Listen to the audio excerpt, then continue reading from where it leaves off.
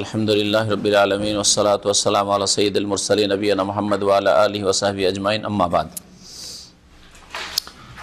ফাকাদ ক্বালা আল মুআল্লিফ রাহিমাহুল্লাহু তাআলা আন উমর রাদিয়াল্লাহু তাআলা আনহু আইযান ক্বাল বাইনামা নাহনু জুলুসুন ইনদা রাসূলিল্লাহ সাল্লাল্লাহু আলাইহি ওয়া সাল্লাম ইয়াউমিন ইয তালা আলাইনা রাজুলুন শাদীদু বিয়াদিস সিয়াবি শাদীদু সাওয়াদিশ শা'রি লা ইউরা আলাইহি আসারুস সাফার ওয়ালা ইয়ারিফুহু মিন্না আহাদ হাত্তা জালাসা ইলা নবী সাল্লাল্লাহু আলাইহি ওয়াসাল্লাম ফাসনাদা রুকবাতাইহি ইলা রুকবাতাইহি ওয়া ওয়াদা'a কাফাইহি আলা ফাখিযাইহি ওয়া ক্বালা ইয়া মুহাম্মদ আখবিরনি আনিল ইসলাম ফাকালা রাসূলুল্লাহ সাল্লাল্লাহু আলাইহি ওয়াসাল্লাম আন তাশহাদা আল্লা ইলাহা ইল্লাল্লাহ ওয়া আন্না মুহাম্মাদার রাসূলুল্লাহ ওয়া তুকিমুস সালাতা ওয়া তুতিজ যাকাতা ওয়া তাসুমু রমাদান ওয়া তাহুজ্জুল বাইতা ইন ইসতাতা'তা ইলাইহি সাবিলা ক্বালা সাদাকতা ফাআজাবনা লাহু ইয়াসআলুহু ওয়া ইউসাদ্দিকুহু। আল হাদিস 40 হাদিসের দ্বিতীয় হাদিস ইমাম নববী রাহমাতুল্লাহ আলাইহির কিতাবের ওমর রাদিয়াল্লাহু তাআলা আনহু থেকে বর্ণিত। প্রথম হাদিসটিও ওমর রাদিয়াল্লাহু তাআলা বর্ণিত ছিল। বলছেন তিনি যে বাইনামা নাহনু জুলুসুন ইনদা রাসূলিল্লাহ সাল্লাল্লাহু আলাইহি সাল্লাম, কোন এক সময় আমরা রাসূলুল্লাহ সাল্লাল্লাহু আলাইহি সাল্লামের পাশে বসেছিলাম। যাতা ইয়াউমিন, কোন একদিন, যাতা ইয়াউমিন মানে কোন একদিন। ইজ তালা আলাইনা রাজুলুন, হঠাৎ করে একজন মানুষ আমাদের সামনে আগমন করলো। তালা মানে উদিত হওয়া, মানে আসলো। এমন ব্যক্তি শাদীদ বিয়াদি সিয়াবে, যার কাপড় অত্যন্ত সাদা ছিল। শাদীদ সাওয়াদিশ শা'রি, যার চুল অত্যন্ত কালো ছিল। সাদা কাপড়ে কালো চুল, বা কালো চুলে যদি সাদা কাপড় পরে থাকে তো দেখতে সুন্দর লাগে। লা ইউরা আলাইহি আসারুস সাফার, যার ওপর সফরের কোনো লক্ষণ নজরে আসছিল না। ওয়ালা ইয়ারিফুহু মিন্না আহাদ, আর আমাদের মধ্য থেকে কেউ তাকে চিনতো না। হাত্তা জালাসা ইলা নবী সাল্লাল্লাহু আলাইহি ওয়াসাল্লাম, এমনকি নবী করিম সাল্লাল্লাহু আলাইহি ওয়াসাল্লামের কাছে এসে তিনি বসে গেলেন। ফাসনাদা রুকবাতাইহি ইলা রুকবাতিহি, তারপরে তার দুই হাঁটু নবী সাল্লাল্লাহু আলাইহি ওয়াসাল্লামের দুই হাঁটুর সাথে মিলিয়ে দিলেন বা লাগিয়ে দিলেন। ওয়া ওয়াদা'a কাফাইহি আলা ফাখিযাইহি, এবং দুই হাত তিনি রাখলেন তার আপন দুই রানের ওপর। ওয়া ক্বালা, এবং জিজ্ঞেস করলেন। এই ছিল হাদিস। হাদিসের অর্থগুলি একটু করে এখান থেকে ব্যাখ্যা করে দিই, তাহলে বারবার আর আমরা এই হাদিসের দিকে ফিরব না, কারণ সময় খুব কম আমাদের কাছে। এই ব্যক্তির গুণ বর্ণনা করতে গিয়ে যে সফর কোনো লক্ষণ পাওয়া যাচ্ছিল না। যদি বাইরে থেকে আসবে সফর করে, তাহলে চুল বিক্ষিপ্ত থাকবে, হ্যাঁ, শরীরে ধুলাবালি থাকবে, কাপড় চোপড় ময়লা থাকবে, বোঝাই যাবে, হ্যাঁ, কিন্তু তাও ছিল না। আর যদি মদিনার লোক হয়, যে সফর করে আসেনি, বাইরে দূরের লোক নয়, মদিনার লোক, তো আমরা চিনবো, হ্যাঁ, ছোট মদিনা সবাই চিনবে, কিন্তু না, আমাদের কেউ চিনতে পারে না তাকে। নবী করিম সাল্লাল্লাহু আলাইহি সাল্লামের সামনে বসলেন। বসার তরিকাটা হচ্ছে সুন্দর তরিকা, শিক্ষার ক্ষেত্রে কাছাকাছি বসা, যাতে করে মনোযোগী হয়, হ্যাঁ, এবং আদবের বসা, যে বসাটা বসে নামাজে যেমনভাবে বৈঠক করা হয় ওইভাবে বসা, এটা হচ্ছে নিচে বসলে সবচাইতে উত্তম বসার তরিকা। এবং জিজ্ঞেস করেছিলেন কয়টি প্রশ্ন? তিনটি। একটা হচ্ছে ইসলাম সম্পর্কে, এটা হচ্ছে ঈমান সম্পর্কে, এটা হচ্ছে ইহসান সম্পর্কে, আরেকটি হচ্ছে কিয়ামতের লক্ষণ, কিয়ামত সম্পর্কে, আরেকটি হচ্ছে কিয়ামতের লক্ষণ সম্পর্কে। 5টি প্রশ্ন আছে, এতে 5টি প্রশ্ন আছে। ইয়া মুহাম্মদ, হে মুহাম্মদ সাল্লাল্লাহু আলাইহি ওয়াসাল্লাম, আখবিরনি আনিল ইসলাম, আমাকে বলুন তো ইসলাম সম্পর্কে, যে ইসলাম কাকে বলে। ইয়া মুহাম্মদ কেন বললেন? নবী সাল্লাল্লাহু আলাইহি ওয়াসাল্লামকে আল্লাহ কোরআনে কারীমে ইয়া মুহাম্মদ বলেন নাই। হ্যাঁ, ইয়া আইয়ুহান নবিয়্যু, হ্যাঁ, ইযা তাল্লাকতুমুন নিসা, ইয়া আইয়ুহার রাসূল বাল্লিগ মা উনজিলা ইলাইক। জিবরাইল আলাইহিস সালাম বলেন ইয়া মুহাম্মদ, হে মুহাম্মদ সাল্লাল্লাহু আলাইহি ওয়াসাল্লাম। নিশ্চয় কোনো হিকমত আছে। কি হিকমত আছে? সাহাবায়ে কেরাম যাদের চিনতে না পারে, ইয়া রাসূলুল্লাহ বলে তো চিনে নেবে, পুরো সাহাবী হবে, এটা একটা কারণ। চেহারা তো চিনতে পারছে না, তো কেমন করে চিনবে? উদ্দেশ্য হচ্ছে মোহাম্মদ বলার যে যেন নিজেকে পরিচয় দিতে চাচ্ছে আমি একজন কোন বেদুইন, যেন এই কল্পনা না যে ইয়া রাসূলুল্লাহ বললে হে রসুলও জানছি, আবার যদি মুসলিম সাহাবি হবে তো আমরা সাহাবি চিনতে পারবো, তখন যেতে পারে দেমাগ ওইদিকে যেতে পারে যেটা জিবরাইল কোন ফেরেশতা হইতে পারে। হ্যাঁ, তো ওটাও যাতে না বুঝতে পারে, এটাকে তাওরিয়া বলা হয়। এমন ঘুরিয়ে কথা বলা যে আসল বিষয়টা বুঝতে না দেওয়া, আসল বিষয়টা বুঝতে না দেওয়া। তো ইয়া মোহাম্মদ এই তরিকাটা বেদুইনদের ছিল, তারা যেহেতু সভ্যতা থেকে দূরে ছিল, জানতো না। নবী সাল্লাল্লাহু আলাইহি ওয়াসাল্লামের কাছে এসছে, আসার পরে শুনে শুনে তো মুসলমান হয়েছে, কিন্তু আদব কায়দা জানে না, ইয়া মোহাম্মদ এরকম বলতো। তো যেন নিজেকে প্রকাশ করতে চাইছেন যে যেন মনে করে যে কোনো বেদুইন এলাকার লোক হবে। ফাকালা, তখন রাসূলুল্লাহ বলেন আল ইসলাম, ইসলাম হচ্ছে এই 5টি বিষয়ের নাম। আনতাশহাদা আল্লা ইলাহা ইল্লাল্লাহ, যে সাক্ষ্য প্রদান করবে যে আল্লাহ ছাড়া কেউ সত্য মাবুদ নেই, আরো সাক্ষ্য প্রদান করবে যে মুহাম্মদ সাল্লাল্লাহু আলাইহি সাল্লাম আল্লাহর রাসূল। এই দুটো মিলিয়ে একটি, অথচ দুটো আলাদা আলাদা জিনিস। একটা হচ্ছে আল্লাহর তৌহিদ একত্ব, আরেকটি হচ্ছে নবী সাল্লাল্লাহু আলাইহি সাল্লামের রিসালাত। দুটো জিনিস, তো দুটো কেন করলেন না? এখানে বলতাম যে ইসলামেরও 6টা স্তম্ভ, এটা আল্লাহর একত্বের সাক্ষ্য দেওয়া, একটা নবী সাল্লাল্লাহু আলাইহি সাল্লামের রিসালাতের শাহাদাত দেওয়া, এইভাবে বলতাম, 6টা হয়ে যেত, অসুবিধার কিছু না। দুটোকে একসাথে কেন করলেন? এর জবাবে শেখ হোসেন লিখেছেন, খুব সুন্দর কথা লিখেছেন। বলছেন যে এই দুটোর সমষ্টি হচ্ছে আমল ঈমান কবুল হওয়ার জন্য ভিত। এই দুটো একসাথে যদি না থাকে তাহলে কোনো ঈমান আমল কবুলই হয়নি, ইবাদতবন্দি কবুল হয় না। শুধু লা ইলাহা ইল্লাল্লাহ দিয়েও ঈমান কবুল হবে না, আর শুধু মুহাম্মদুর রাসূলুল্লাহ দিয়েও ঈমান কবুল হবে না, আমল কবুল হবে না। তাহলে আমল কবুল হওয়ার যে দুটো শর্ত রয়েছে, ইবাদত বন্দেগী আল্লাহর কাছে মকবুল হওয়ার জন্য যে শর্ত রয়েছে, একটি শর্ত হচ্ছে ইখলাস, যা লা ইলাহা ইল্লাল্লাহতে রয়েছে, আর আরেকটি শর্ত হচ্ছে মুতাবাআত, মানে নবী সাল্লাল্লাহু আলাইহি ওয়াসাল্লাম অনুসরণ, সেটা রয়েছে মুহাম্মদুর রাসূলুল্লাহর শাহাদাত। আর এই দুটো শর্ত একসাথে হইলেই তখন বাকি আমলগুলি যেগুলি বর্ণনা করা হচ্ছে কবুল হবে। এজন্য দুটোকে একসাথে বয়ান করা হয়েছে। জি। অতকিমুস সালাত, আর দ্বিতীয় স্তম্ভ হচ্ছে যে তুমি সালাত কায়েম করবে, 5 ওয়াক্ত সালাত। সালাত মানে 5 ওয়াক্ত সালাত, কারণ আল্লাহ পাক 5 ফরজ করেছেন, নবী সাল্লাল্লাহু আলাইহি ওয়াসাল্লাম 5 নিয়ে এসেছেন মেরাজ থেকে। আর এই সালাত থেকে ফরজ সালাত উদ্দেশ্য করা হয়েছে। কমপক্ষে একজন মুসলিম হওয়ার জন্য ইসলামের রুকন হচ্ছে ফরজ 5 ওয়াক্ত নামাজ, অর্থাৎ ফরজ 17 রাকাত নামাজ, এটা হচ্ছে ইসলামের স্তম্ভ। অতুতি যাকাত, আর যাকাত প্রদান করবে। যাকাতের মাসাইল সম্পর্কে আমাদের বিস্তারিত আলোচনা হয়েছে, সেগুলো থেকে জানতে পারবেন যাকাত যেসব ধন সম্পদে রয়েছে। ও তাসুম রমজান, এবং রমজান মাসের সিয়াম পালন করবে, রোজা রাখবে। ও তাহুজ্জুল বাইতা, এবং বাইতুল্লাহর হজ করবে। ইনিস্তাতাত ইলাইহি সাবিলা, তুমি যদি সেখানে পৌঁছার শক্তি সামর্থ্য রাখো, বাইতুল্লাহর রাস্তা খরচের ব্যবস্থা রাখো।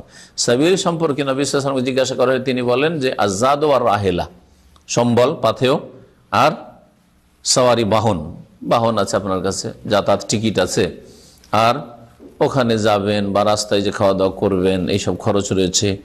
যে কয়দিন আপনি হজে গিয়ে থাকবেন সেই কয়েকদিন আপনার উপরে যে ফরজ দায়িত্ব রয়েছে, আপনার স্ত্রী ছেলে মেয়েদের খাওয়া দাওয়ার ব্যবস্থা দেওয়া, বাসস্থান দেওয়া, ঘর ভাড়াটা অতদিনের পেমেন্ট করে যাবেন, অতদিনের কমপক্ষে, আর অতদিনের খাওয়া দাওয়া দিয়ে যাবেন। আপনি ঘরে খাবার দাওয়ার ছেলে মেয়েদের নেই, হ্যাঁ, বাড়ির ভাড়াটাও পেমেন্ট করেননি, আর হজে গেছেন, তারপরের দিন থেকে হয়তো ভাড়া বাসায় আছেন আপনি, আর এসে বাড়ির মালিক এই ভাড়া দাও, আর আপনি হজে গিয়ে বসে আছেন, না, হজ ফরজ হয়নি আপনার। কালা, তখন বলছেন ওই ব্যক্তি, সাদাক্তা, আপনি ঠিক বলেছেন, সত্য বলেছেন। ফাজিবনা লাহু, সাহাবারা বলছে আমরা আশ্চর্য হতে লাগলাম তার কথায়। ইয়াসআলু ওয়া ইউসাদ্দিকু, জিজ্ঞাসাও করছে, আবার নবী সাল্লাল্লাহু আলাইহি ওয়াসাল্লাম সত্যায়ন করছে যে ঠিক ঠিক ঠিক, এই কেমন কথা হইল? হ্যাঁ, তো এটা তো যদি একজন মানুষ জানার জন্য জিজ্ঞেস করছে তো এরকম তো বলবে না, কি করে ঠিক বলেছেন জানলো কেন করে ঠিক? হ্যাঁ। কালা ফাখবিরনি আনিল ঈমান, দ্বিতীয় প্রশ্ন, আমাকে জানিয়ে দেন তো ঈমান সম্পর্কে, যে ঈমান কাকে বলে। আচ্ছা, আগের অংশ থেকে কি জানা গেল? যে ইসলামের স্তম্ভ হচ্ছে 5টি। জি, ঈমান সম্পর্কে আমাকে জানান। কালা, তখন নবী সাল্লাল্লাহু আলাইহি ওয়াসাল্লাম বললেন, আনতুমিনা বিল্লাহি, ঈমান হচ্ছে যে আল্লাহর প্রতি বিশ্বাস করবে, ও মালায়েকা, তার মালায়েকা ফেরেশতাগণের প্রতি বিশ্বাস করবে, ও কুতুবিহি, তার নাজিলকৃত কিতাব সমূহের প্রতি, আসমানি কিতাবগুলির প্রতি বিশ্বাস করবে, ও রসুলি তার রসুলগণের প্রতি বিশ্বাস করবে, ওয়াল ইয়াউমিল আখির পরকালের প্রতি বিশ্বাস করবে, ও তুমিনু বিল কদরি খাইরি ওয়া শাররি ভালো মন্দ ভাগ্যের প্রতি বিশ্বাস করবে। এই 6টি হচ্ছে ঈমানের স্তম্ভ বা রোকন। আর এগুলির প্রত্যেকটি সম্পর্কে আমাদের বিস্তারিত আলোচনা আছে যে আল্লাহর ঈমানের জন্য কি কি আপনার জরুরি, 4টি বিষয়কে শামিল। মালায়েকার প্রতি, ফেরেশতার প্রতি ঈমান কোন কোন দিকগুলোকে শামিল রয়েছে, কিতাবের প্রতি ঈমান কোন কোন দিকগুলিকে শামিল রয়েছে, রাসূলগণের প্রতি ঈমান কোন কোন দিকগুলিকে শামিল রয়েছে, পরকালের প্রতি ঈমান, পরকালের বিভিন্ন স্তর রয়েছে, অনেকগুলি স্তর রয়েছে যা মওত থেকে শুরু হয়। আর তারপরে একেবারে জান্নাত জাহান্নাম এবং রুয়াতুল্লাহ, আল্লাহ পাকের সাক্ষাৎ, এ সমস্ত কিছু এর মাঝে যা কিছু রয়েছে, আযাবুল কবরি ওয়া নাঈম, কবরের আযাব অথবা কবরের নিয়ামত, আর তারপরে আল বাস, কবর থেকে পুনরুত্থান, হিসাব মুহাসাবা, তারপরে দাঁড়ি পাল্লা ইত্যাদি, পুল সিরাত ইত্যাদি সব। তকদিরের স্তর রয়েছে। তকদিরের স্তর কয়টি? 4টি, মাশাআল্লাহ। হ্যাঁ, তো এগুলি ওইসব আলোচনা থেকে জানতে পারবেন যেগুলি আছে। কালা সাদাক্তা, তারপরে বলছেন ওই ব্যক্তি যে ঠিক বলেছেন আপনি। কালাফা আখবির আল ইহসান, তার তৃতীয় প্রশ্ন করলেন তিনি যে আমাকে জানিয়ে দেন এহসান সম্পর্কে। এহসান মানে নিষ্ঠাবান হওয়া। এহসানের একটি অর্থ হচ্ছে ইখলাস, নিষ্ঠাবান হওয়া। আর এহসানের একটা ব্যাপক অর্থ হচ্ছে যে সদাচরণ করা, সদ্ব্যবহার করা। তো এহসান কথাটি অত্যন্ত ব্যাপক। সর্বপ্রথম এহসান মা আল্লাহ হইতে হবে। আল্লাহর সাথে এহসান হচ্ছে ইখলাসের সাথে তার ইবাদত করা। 2 নম্বরে এহসান হইতো এহসান মা রাসূলিল্লাহ, রাসূলুল্লাহ সাল্লাল্লাহু আলাইহি ওয়াসাল্লামের সাথে এহসান করা মানে সদাচরণ করা। সেটা হচ্ছে পূর্ণরূপে তার ইত্তেবা করা, অনুসরণ করা। তার সামনে কারো কথাকে পেশ করবেন না। জি। আর তারপরে এহসান আল্লাহ পাকের কিতাবের সাথেও, আল্লাহ পাকের কিতাবের বিধান বাস্তবায়ন করবেন। রাসূলের সাথে এহসানের সাথে সাথে আল্লাহর কিতাবের সাথে এহসান হচ্ছে যে কোরআন কারীম আপনার জন্য আসমানি সিলেবাস, সুতরাং আপনি তার সাথে সদ্ব্যবহার হচ্ছে যে কোরআন কারীম বাস্তবায়ন করবেন আপনার জীবনে। তারপর হচ্ছে এহসান মাল খালক, আল্লাহর সৃষ্টির সাথে এহসান। এই দিয়ে সংক্ষেপ করে দিলাম। এহসান ইলাল খালকের মধ্যে সর্বপ্রথম হচ্ছে মাতা পিতা, আর তারপরে আপনার ছেলে মেয়ে, স্ত্রী, আত্মীয় স্বজন, যে কোনো মুসলিম, আর তারপরে যে কোনো মানুষ, আর তারপরে যে কোনো পশু পাখি। হ্যাঁ, ইন্নাল্লাহ কাতাবাল এহসান আলা কুল্লি শাই, এই কিতাবে আসবে। আল্লাহ প্রত্যেক বস্তুর ক্ষেত্রে এহসানকে ফরজ করেছেন, হাদিসে প্রত্যেক বস্তুর ক্ষেত্রে। ফাইজা কাতালতুম, যদি কোনো কিছুকে হত্যা করতে হয়, ফাহসিনুল কিতাল, ভালো হত্যা করিও। ওয়াইজা যাবাহাতুম, আর কোনো যদি পশু পাখি জবাই করতে হয়, ফাহসিনু যিবহাতা, তাহলে এহসানের সাথে জবাই করিও। হ্যাঁ, ভোঁথা অস্ত্র দিয়ে জবাই করিও না। ওয়ালিউহিদ্দা আহাদুকুম শুফরাতাহু ওয়ালিউরিহ যাবিহাতাহু, আর তোমাদের যে অস্ত্রটা থাকবে অথবা যে ছোরা থাকবে বা ছুরি থাকবে সেটাকে কি করিও, ধারালো বানিয়ে নিও। আর কি করিও, যাবিহা, যেই জন্তুটাকে জবাই করবে সেটাকে আরাম দিও। এটা হচ্ছে তার সাথে এহসান করা। আল্লাহ খাওয়া হালাল করেছেন, সেই জন্য তাকে কষ্ট দিয়ে দিয়ে মারবেন, জায়েজ নয়। তাহলে এহসান অত্যন্ত ব্যাপক। এই এহসানের কথাটিকে যদি ভালো করে আলোচনা করা যায় তো একটা বড় একটা আলোচনা প্রয়োজন রয়েছে। এহসান যেগুলি বললাম, যে দিকগুলি বললাম, আল্লাহ থেকে শুরু করে আল্লাহর মখলুক পর্যন্ত। তো আল্লাহর সাথে এহসানের কথা এখানে বলা হয়েছে বিশেষ করে। হ্যাঁ, কেমন? আনতা আবুদাল্লাহ, আল্লাহ পাক রব্বুল আলামিনের ইবাদত বন্দি করে। ইবাদত বন্দি মানে নামাজ নাই। অনেকে মনে করেন নামাজের অবস্থায়, যেন ভুল, সংকীর্ণ অর্থ করলেন আপনি। এ নামাজের অবস্থায় শুধু যেন আল্লাহকে দেখতে পাচ্ছেন, আর না হইলে কমপক্ষে এতটুকু মনে রাখেন, হ্যাঁ, বসিয়ে রাখেন যে আল্লাহ দেখছেন নামাজের অবস্থায় শুধু। আর আপনি যখন বাথরুমে আছেন তখন আল্লাহ দেখেন না? হ্যাঁ, তখন যদি কেউ হস্তমিথুন করে, আল্লাহ দেখছেন, আমি আল্লাহকে দেখতে পাচ্ছি না, কিন্তু আল্লাহ তো দেখছেন যে এই কাজ করতে যাচ্ছে।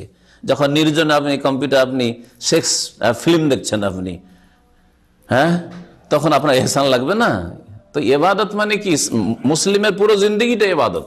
ইবাদত মানে শুধু রোজার সময় আর যাকাত দেওয়ার সময় আর নামাজ পড়ার সময় আর জিকির আজকার সময়, দুয়ার সময় যেন আল্লাহকে দেখছে, এটা ভুল অর্থ, অর্থ না। আমি যেহেতু বান্দা আল্লাহ পাকের, সুতরাং আমার পুরো জিন্দগিটা হচ্ছে ইবাদতের জিন্দগি। তো আনতা আবুদাল্লাহ মানে তোমার জীবনটা কাটাবে। মুমিনের সারা জিন্দগিটা ইবাদতের জিন্দগি। হাটে বাজারে ইবাদত করেছেন, ওখানেও আল্লাহকে দেখতে পাচ্ছি, আর না হলে আল্লাহ আমাকে দেখছেন, আমি এখানে খেয়ানত করব, ধোকা দেবো, বেঈমানি করব? হ্যাঁ, বলেছি যে এত দেবো আর দিচ্ছি কম। না, আল্লাহর ইবাদত বন্দি করবে এমন ভাবে যে কান্নাকা তারাহু, যেন তুমি তাকে দেখছো। তাহলে আল্লাহকে দেখা যায় না, কিন্তু যেন দেখলে যে অবস্থাটা তৈরি হয়, হ্যাঁ, সেই রকম যেন তোমার ঈমানের অবস্থা, তোমার আখলাক চরিত্রের অবস্থা থাকে। ফাইল্লাম তখন তারাহু, যদি তাকে দেখার মতো যে দেখছো তুমি তাকে, এই রকমের ঈমানি অবস্থা তৈরি না হয়, তাহলে ফাইন্নাহু ইয়ারা, কমের পক্ষে এতটুকু কথা তোমার হৃদয়ে বসিয়ে রাখো যে তিনি তোমাকে প্রত্যক্ষ করছেন, দেখছেন, তিনি দেখছেন। কমপক্ষে এতটুকু যদি সবসময় মনে রাখি যে আল্লাহ তোমাকে দেখছেন। এই যেখানে আমি একটু ধোকা দিলাম, হ্যাঁ, আপনার বস জিজ্ঞেস করছেন কোথায় আছিস তুই, যে ডিউটিতে আছি, অথচ আপনি আপনার কেনাকাটা করছেন। ড্রাইভার গাড়ি চালান, কোম্পানির গাড়ি চালান, ওই না গাড়ি নিয়ে কোথায়, বলছে আমি কোম্পানির কাজে আছি, অথচ আপনার কাজে ফ্যামিলি নিয়ে ঘুরছেন আপনি। তো এটাই তো সামিল না, এহসান নাই আপনার মধ্যে। কোথায় এহসান? জি, এহসান হচ্ছে এর নাম। জি, মানুষের জীবনে পুরো সংশোধন হয়ে যাবে সত্যিকার যদি এই স্তরগুলি বাস্তবে, হ্যাঁ, মারাতেবুদ্দিন কি বলা হয়েছে, ইসলাম, নিচের দিক থেকে ঈমান আর ইহসান, তাহলে পুরো সংশোধন হয়ে যাবে আপনার। তারপরে জিজ্ঞেস করলেন আখবিরনি আনিস সাআহ, এখন কিয়ামত সম্পর্কে আমাকে জানিয়ে দিন। কালা বলে মাল মাসউল আনহা বিআলামা মিনাস সাইল, যাকে জিজ্ঞাসা করা হয়েছে, আল মাসউল মানে জিজ্ঞাসিত ব্যক্তি, মাল মাসউল আনহা সেই সম্পর্কে জিজ্ঞাসিত ব্যক্তি জিজ্ঞাসাকারীর চাইতে অধিক জ্ঞাত নন। বুঝা গেছে? এটা শাব্দিক অর্থ করলাম। সাইল জিজ্ঞাসাকারী, মাসউল জিজ্ঞাসিত ব্যক্তি, যাকে জিজ্ঞাসা। তো এখানে মাসউল কে ছিলেন? রাসূলুল্লাহ সাল্লাল্লাহু আলাইহি ওয়াসাল্লামকে জিজ্ঞাসা করা হয়েছে। নবী সাল্লাল্লাহু আলাইহি ওয়াসাল্লাম কি বললেন? যে যাকে জিজ্ঞাসা করা হয়েছে সে জিজ্ঞাসাকারীর চাইতে বেশি কিয়ামত সম্পর্কে জানে না। তুমিও জানো না কখন কিয়ামত হবে, আমিও জানি না যে কখন কিয়ামত হবে, তোমার চাইতে বেশি আমি জানি না এক কথা। তাহলে যখন জানেন না যে কখন হবে, কত সালে হবে, কোন দিনে হবে, ফাআখবিরনি আন আমারাতিহা, আমারাতুন মানে হচ্ছে আলামাতুন, তাহলে তার লক্ষণগুলি আমাকে জানিয়ে দেন। কালা, লক্ষণ সম্পর্কে বললেন, অল্প লক্ষণ বলেছেন, আনতালে দুটো বলেছেন না, আনতালে দাল আমাতু রাব্বাতাহা, একটি লক্ষণ হচ্ছে যে দাসী তার মালিককে জন্ম দেবে। দাসীর পেট থেকে যে জন্মবে সে এক সময় মালিক হয়ে যাবে। মায়ের পেট থেকেও, মা ছিল দাসী, আর মায়ের পেট থেকে জন্ম নেবে সে হে মালিক নিয়ে বড় হে মালিক হয়ে বসে আছে, ওরই মালিক হয়ে বসে আছে। রব্বাতা শাব্দিক অর্থ এটাই বলে। এটা একটা অর্থ হতে পারে, এরকম হতে পারে বিভিন্ন অবস্থায়। আর এটা কেমন করে হইতে পারে? যদি আসল দাসের যুগ থাকে, গোলামের যুগ থাকে, তাহলে তখন অন্যরকম। গোলামের যুগে হয়তো ওই ছেলেটাকে মেয়েটাকে জন্ম দিয়েছে ওই দাসী, আর তারপর ছেলে বড় হয়েছে, মেয়ে বড় হয়েছে, তারপরে এত লড়াই আর কাটাকাটি আর বিচ্ছিন্নতা হবে মায়ে আর ছেলেতে, যে কেউ কারোর সাথে পরিচয় থাকবে না। তারপরে কোনো সময়, হ্যাঁ, সে হয়তো দাসী কিনতে এসছে, নিজের মাকে কিনছে জানে না, আর সে মায়ের মনিব হয়ে বসে আছে, মালিক বা মালিক নিয়ে বসে আছে। এটা হবে কারণ কিয়ামতের আগে এখানে কি হবে? ওয়াকসরুল হারজু, খুন খুব বেশি হবে। দেখছেন না আজকে প্রতিদিন কত খুন হচ্ছে, মানুষ আরো বাড়বে, আরো বাড়বে। জি, এটা কিয়ামতের লক্ষণ। তো যার ফলে কারোর সাথে কারো পরিচয় থাকবে না, একে অপরের থেকে এমনভাবে বিচ্ছিন্ন হয়ে যাবে। আর একটা অর্থ করেছেন শেখ ইবরাহিম, খুব সুন্দর অর্থ করেছেন, ওটা আনতালেদাল আমাতু রাব্বাতা, দাসী তার মালিককে জন্ম দেবে, অর্থাৎ সে তার মালিক না হোক, কিন্তু দাসীর পেট থেকে যে জন্মেছে, দাসীর পেট থেকে জন্মে দাস হয়, কিন্তু সে দাস না হয়ে দেশের শাসক হয়ে বসবে। জি জি, আর এটা ব্যাপক অর্থে দেখা যাচ্ছে। ব্যাকগ্রাউন্ড দেখেন, যে প্রধানমন্ত্রী হয়েছে, রাষ্ট্রপতি হয়েছে, হ্যাঁ, তার 50 বছর 100 বছর আগে দেখেন চায়ের দোকানে চা বিক্রি করতো প্রধানমন্ত্রী, ভারতের প্রধানমন্ত্রী বসে আছে না। এইরকম হইতেই থাকবে, শুধু একটি ঘটনা না। নবী সাল্লাল্লাহু আলাইহি ওয়াসাল্লামের কথা সারা পৃথিবীর জন্য, এবং সব যুগের জন্য। আচরণটা হ্যাঁ, এটা একটা অর্থ, এটা অর্থও করা হয়েছে যে মায়ের সাথে আচরণ করবে দাসীর মতো। হ্যাঁ, জি জি, নিজের জন্য মালিক। তো আজকাল তো ব্যাপক হারে মায়ের সাথে এই খারাপ আচরণ। হ্যাঁ, স্ত্রীর কথা ছাড়া কিছুই শোনেন না মায়ের ক্ষেত্রে, বাপের ক্ষেত্রে। তো এইটাও এই হাদিসের অর্থের অন্তর্ভুক্ত। জি। আর তারপর আরেকটি লক্ষণ বলে ওয়ান তারাল হোফাত আল ওরাতা আল আলাহ রিয়া আশা, এই শব্দগুলির আসলটা জেনে নেন, তাহলে বুঝতে সুবিধা হবে। হোফাত শব্দটি হচ্ছে হাফিউনের বহুবচন জমা। হাফি মানে হচ্ছে খালি পায়ে থাকা ব্যক্তি, যার পায়ে জুতা স্যান্ডেলের ব্যবস্থা নেই।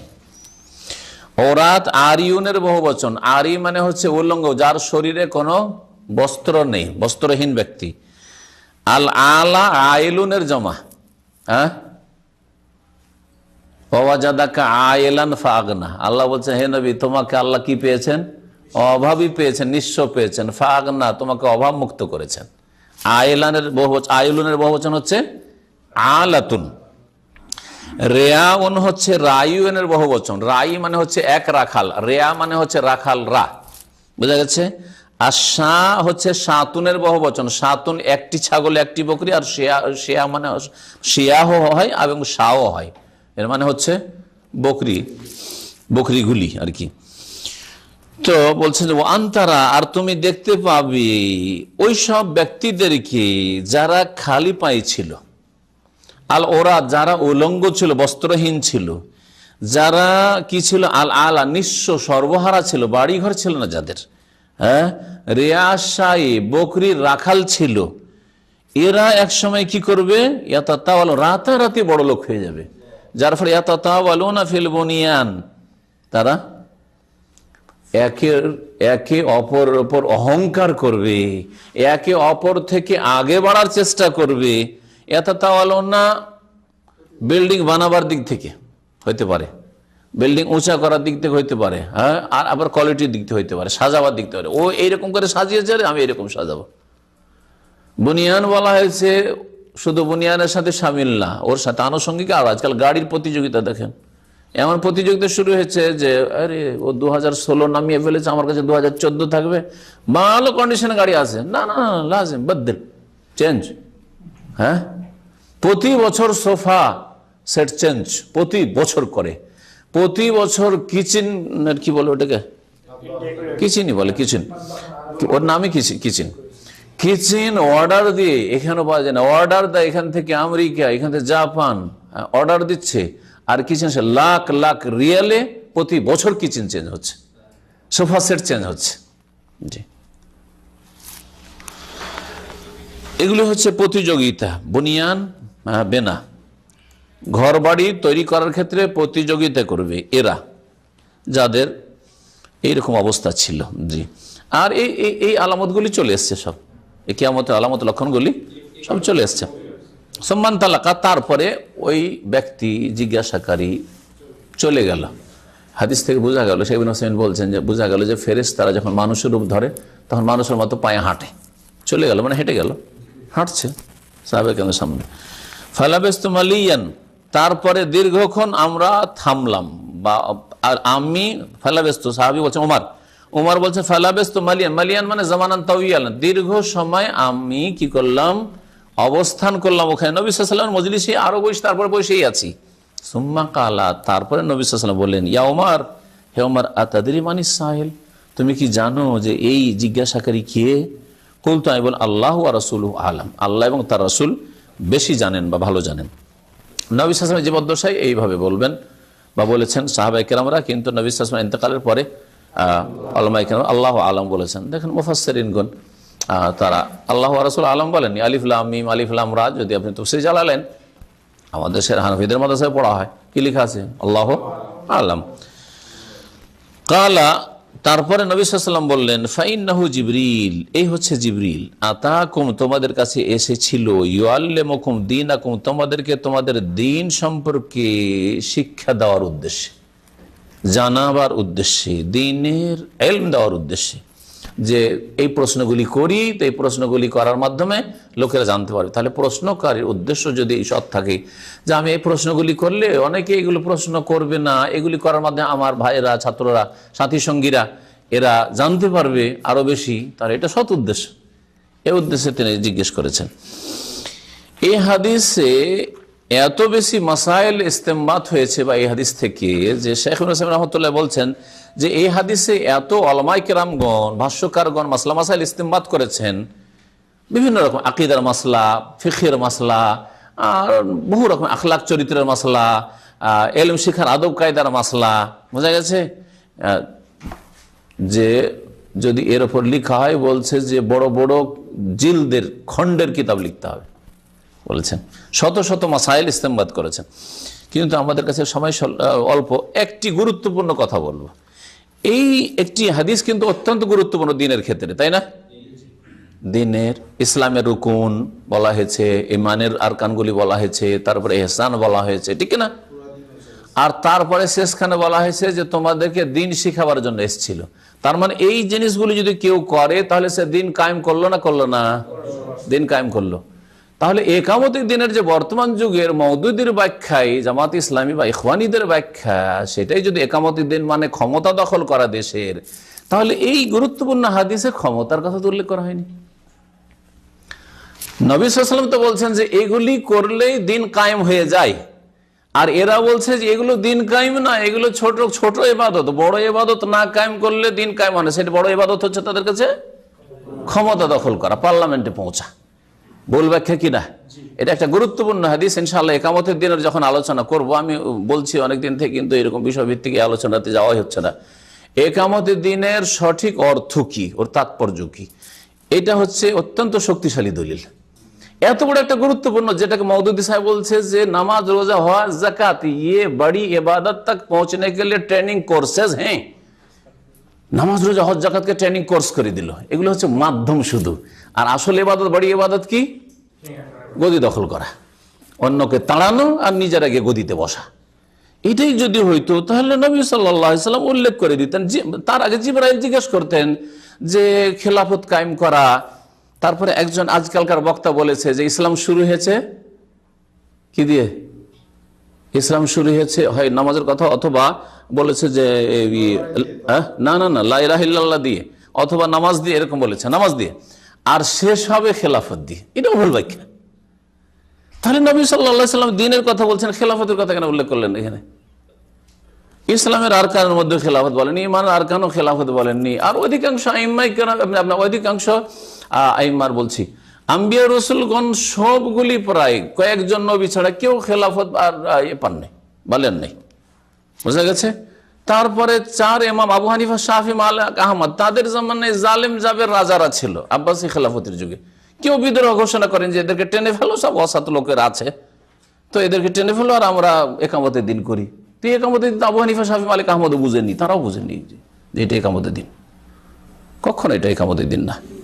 ভুল ব্যাখ্যা। এই হাদিসটা দলিলের ক্ষেত্রে মনে রাখবেন।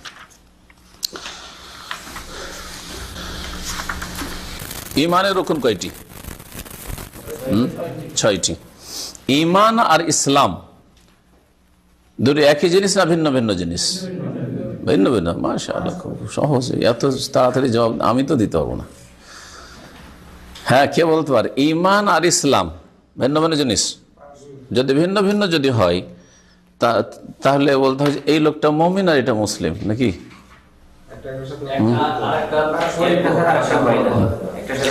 শব্দের দিক থেকে ইমান আর ইসলামে পার্থক্য আছে না নেই? পার্থক্য আছে। হ্যাঁ, শাব্দিক পার্থক্য আছে। আর এতে পার্থক্য নেই? হ্যাঁ, শরীয়তে পার্থক্য আছে। কখন পার্থক্য আর কখন এক হয়ে যাবে? ঈমান আমল একসাথে হয়ে যাবে। হ্যাঁ, না বুঝেননি, আমি কাছিয়ে দিচ্ছি আপনাদের জন্য। ঈমান এবং ইসলাম, যখন শুধু ঈমান শব্দ ব্যবহার করবেন কোথাও, অথবা শুধু ইসলাম বা কোরআন হাদিসে ব্যবহৃত হয়েছে, তখন তাতে দুটোই অর্থ শামিল আছে। এই লোকটি ভাই মুমিন, তার মানে এই নয় যে শুধু অন্তরে তার এই 6টি আছে আর ইসলামের 5টি রুকন নেই, এটা নয়। তার মানে সে মুমিন প্লাস মুসলিম। এই লোকটি মুসলিম কোন এক সময় বলছেন, হ্যাঁ, তার মানে এই নয় যে মুসলিম মানে বাহ্যিক 5টা রুকন তো আছে কিন্তু ওই 6টা নেই, ইমানের 6টা যে রুকন ওইটা নাই। কারণ ইসলাম ছাড়া ইমান হয় না, ইমান ছাড়া ইসলাম হয় না। হ্যাঁ, একজন মুসলিম অথচ ইমান নেই, এটা হইতে পারে না, সে কাফের। অথবা 6টা জিনিস বিশ্বাস আছে তার কিন্তু ইসলামের এই 5টি নেই আর বলবেন যে মুসলিম, সে মুমিন না, মুমিন নয়, সে কাফের। বুঝা গেছে?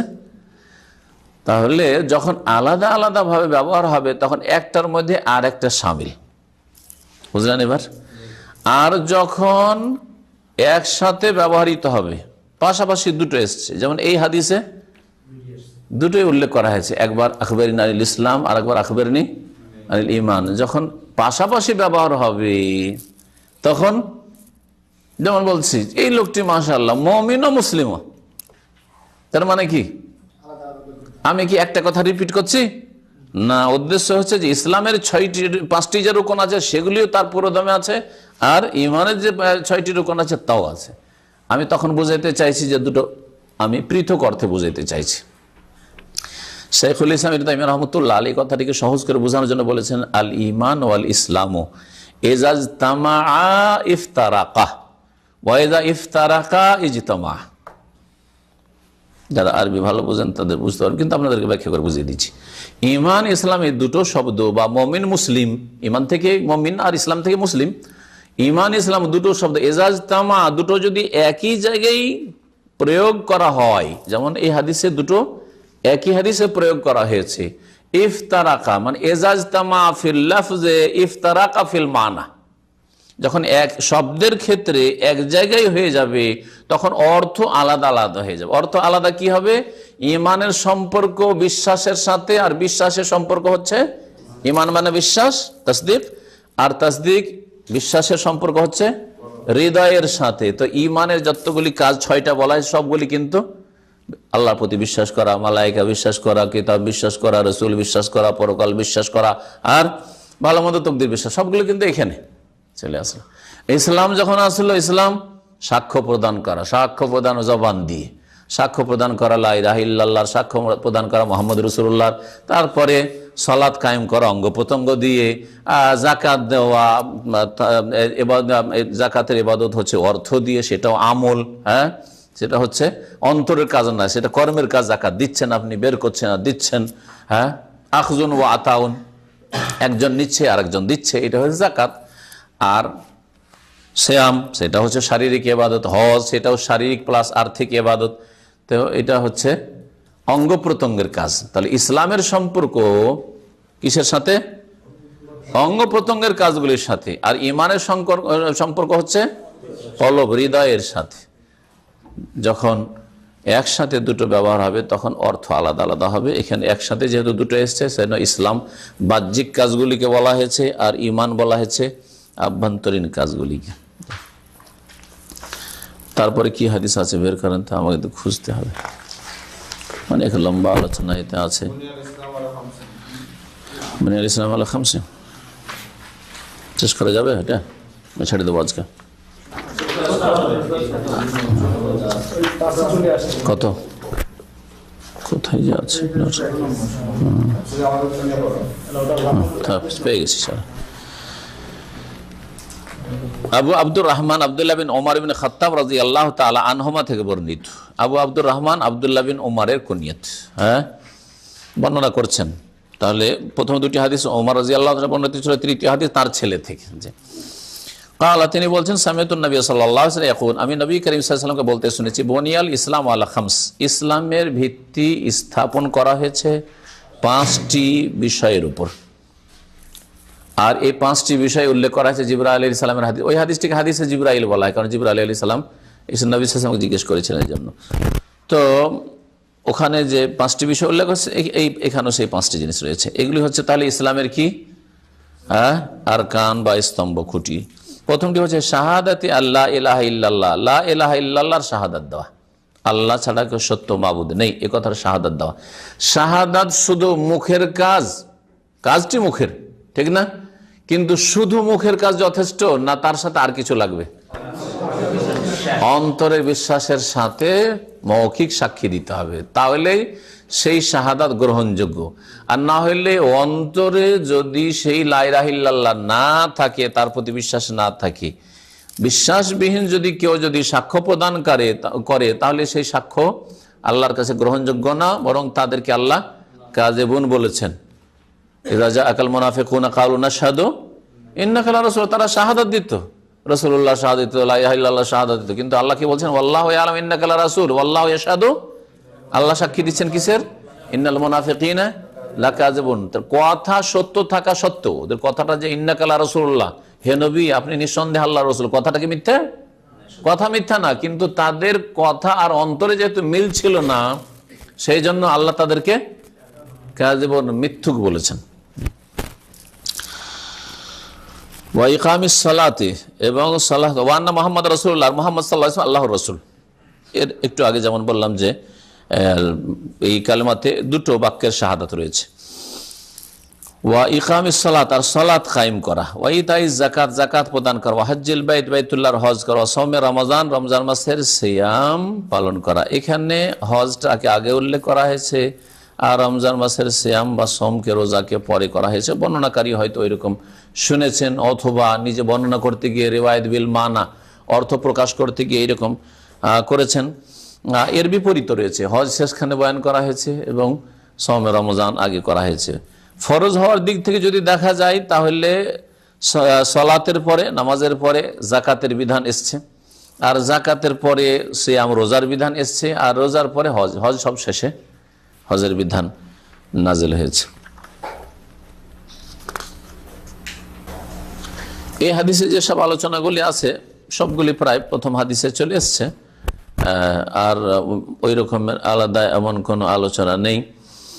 শুধু এগুলোকে এখন বলা যেতে পারে যে হুকুমগুলি, হুকুম তো সবগুলি ফরজ, ঠিক আছে না, কিন্তু নামাজ কেউ যদি অবহেলা করে, অলসতা বশত ছাড়া, অস্বীকার করে নেয়, অস্বীকার করে হজও যদি ত্যাগ করে তো কাফের, ঠিক আছে। মুনকেরে হজ, হজ যদি অস্বীকারী হয় তাতেও কাফের, রোজা যদি অস্বীকার করে কাফের। কিন্তু সালাতের ক্ষেত্রে যদি সালাত অবহেলা বা অলসতায় ছাড়ে তবুও সঠিক মতে বড় কাফের, যদিও এই বিষয়ে ইখতিলাফ রয়েছে। ইখতিলাফ হলে যেমন শেখ হুসাইন রহমতুল্লাহ আলাইহি হুকমত তারিকিস নামাজ তাকের বিধানে বলেছেন যে ফিরে আসতে হবে আল্লাহ এবং রাসূলের দিকে, ফাইন তানাজাতু ফি শাইইন ফারুদ্দুহু ইলা আল্লাহ ওয়া রাসূল। আর কোরআন এবং হাদিসের দিকে ফিরে আসলে, সাহাবায়ে কেরামদের ইজমার দিকে ফিরে আসলে দেখা যায় যে নবী করিম সাল্লাল্লাহু আলাইহি ওয়াসাল্লাম সালাত পরিত্যাগকারীকে কাফের শব্দ ব্যবহার করেছেন, তাদের ক্ষেত্রে ফাসেক বা নাফরমান, আসি এইরকম কোনো শব্দ ব্যবহার করেননি।